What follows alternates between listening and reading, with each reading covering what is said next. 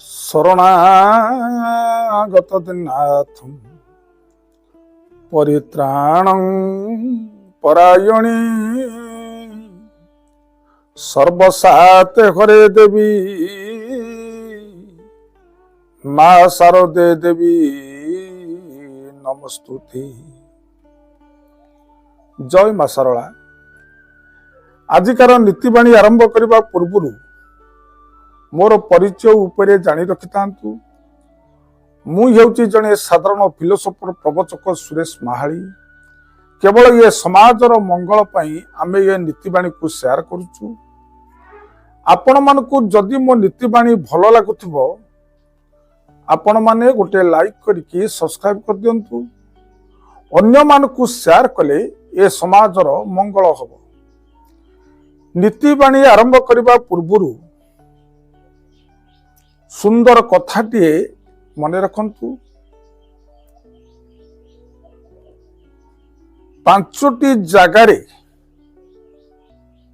ये पांचटी अलंकार केतेबेले माँ माने व्यवहार ये करंतुनी। स्वामी पाई विपद आसीबो। पांचटी अलंकार केतेबेले ये व्यवहार ये करिबेनी जहाँकि आपण को स्वामी पाई मंगल दायक हेबो। प्रथमटी होउची कला काच। कला काच केतेबेले माँ माने पिंधिबेनी। कला काच पिंधिले यह स्वामी पाई विपददायक। जाकि कला काच पिंधिले आपण को घर को शनि प्रवेश करती एवं स्वामी को पाई यह होची अत्यंत दुखदायक। केतेबेले कला काच माँ माने ये पिंधिबेनी। द्वितीय कथा होची ये संसार रे अनेक विराट धनी लोक माने अछंती जहाँकि अनेक धन तांको पाखरे ये प्रजुज्य किंतु गर्व अहंकार रे केतेबेले सुनार पाउजी गोड़े रे पिंधिबेनी। जो दिन सुनार पाउजी आपण माने गोड़े रे पिंधिबे यह स्वामी पाई अमंगलर सूचक अटे। जहाँकि अधा बयसरु स्वामी मृत्युवरण करे। तेणु केतेबेले सुनार पाउजी ये पादरे ये पिंधिबेनी। तृतीय कथा है अनेक माँ माने कौन सी पार्टी को गले विभागर को गले धला लुगार छापा वस्त्र पिंधिकी जाती किंतु ए होची ये कली जुगर गोटे ये फैशन। केवल गुरुवार दिन धला वस्त्र उपरे जदि कौनसी लाल रो फूल पड़िथिबो बा कौनसी रंगर फूल पड़ी थाए से दिन पिंधिबे। किंतु अन्य दिन धला वस्त्र केतेबेले ये परिधान करिबेनी। या स्वामी को पाई अमंगलर ये सूचक।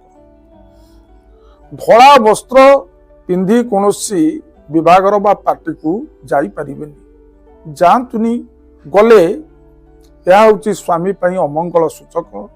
तेणु ये कथा को ग्रहण करंतु। चतुर्थ कथा है आपणकर सिंदूर केतेबेले काहाकू दियंतुनी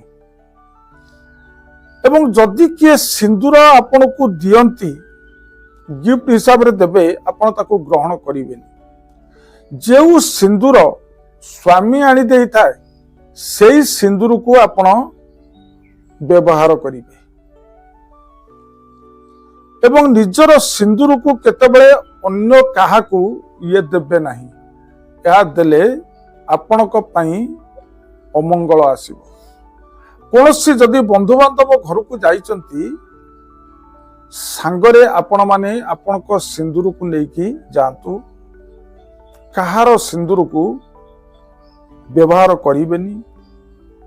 ନିଜ ସିନ୍ଦୁରକୁ ନିଜ ମଥାରେ ପିନ୍ଧନ୍ତୁ ଏବଂ ସ୍ୱାମୀ ଯୋଉ ସିନ୍ଦୁର ଦେଇଥିବ ସେ ସିନ୍ଦୁର ହଉଛି ଆପଣଙ୍କ ପାଇଁ ଶୁଭଦାୟକ। ଅନ୍ୟ ଯଦି କିଏ ସିନ୍ଦୁର ଦିଅନ୍ତି ତା ଗ୍ରହଣ ଯୋଗ୍ୟ ନୁହେଁ। ପଞ୍ଚମ କଥା ହେଉଛି ଆପଣ ମାନଙ୍କର ମଙ୍ଗଳସୂତ୍ର ହେ ମା ମାନେ ଅନ୍ୟମାନଙ୍କୁ କେତେବେଳେ ଦେବେନି। ଅନେକ ଲୋକ ଅଛନ୍ତି ବିବାହ ଘରରେ ମାଗି ନେଇଯାଆନ୍ତି, ତମ ମଙ୍ଗଳସୂତ୍ର ଟିକେ ଦିଅ, ବିବାହର ସରିଲା ପରେ ଆମେ ଫେରେଇ ଦେବୁ। ଏ ଭୁଲ କେତେବେଳେ ଇଏ କରିବେନି। ଏ ମଙ୍ଗଳସୂତ୍ର ହଉଛି ଆପଣଙ୍କର ସ୍ୱାମୀଙ୍କର ଆୟୁଷ ଉପରେ ଏ ମଙ୍ଗଳସୂତ୍ରକୁ ସଦାବେଳେ ଇଏ ପିନ୍ଧନ୍ତି। ଆୟୁଷ ବଢିବା ପାଇଁ, ସ୍ୱାମୀର ଆୟୁଷ ବଢିବା ପାଇଁ ଏ ମଙ୍ଗଳସୂତ୍ରକୁ ପିନ୍ଧିଥାନ୍ତି। ମଙ୍ଗଳସୂତ୍ରକୁ କାହାକୁ ଦାନ ଦେବା ପାଇଁ ବା କାହାକୁ ଦେବା ପାଇଁ ଏ ମଙ୍ଗଳସୂତ୍ର ନୁହେଁ। ତେଣୁ ସଦାସର୍ବଦା ମଙ୍ଗଳସୂତ୍ରକୁ ନିଜ ପାଖରେ ରଖିବେ, କାହାରିକୁ ଏ ଦାନ ଦେବେନି।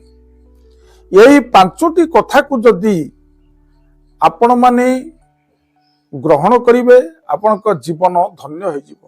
ଆପଣ ବୈକୁଣ୍ଠପୁର ଲାଭ କରିବେ। ଆଜିକାର ଅନୁଚିନ୍ତା ଘରେ କେତେବେଳେ ବୁଢିଆଣୀ ବସାକୁ ଇଏ ରଖନ୍ତୁନି। ବୁଢିଆଣୀ ବସା ରହିଲେ ନେଗେଟିଭ ଭୂତ ପ୍ରେତ ଗ୍ରହ ଏସବୁ ଘର ଭିତରକୁ ଇଏ ପଶି ଆସିବେ। ତେଣୁ ବୁଢିଆଣୀ ବସା ହଉଛି ଅମଙ୍ଗଳର ଇଏ ସୂଚକ। ବୁଢିଆଣୀ ବସା ଯଦି ହେଇଥିବ ତାକୁ ସାଙ୍ଗେ ସାଙ୍ଗେ ବୁଢିଆଣୀ ବସାକୁ ସଫା କରିଦିଅନ୍ତୁ।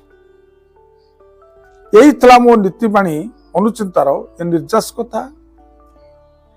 ଯଦି ମୋ ନୀତିବାଣୀ ଭଲ ଲାଗୁଥିବ, ଆପଣ ମାନେ ଯଦି ମୋ ସହିତ ଯୋଗାଯୋଗ କରିବାକୁ ଚାହିଁବେ ଏଇ ନମ୍ବରରେ ଯୋଗାଯୋଗ କରନ୍ତୁ।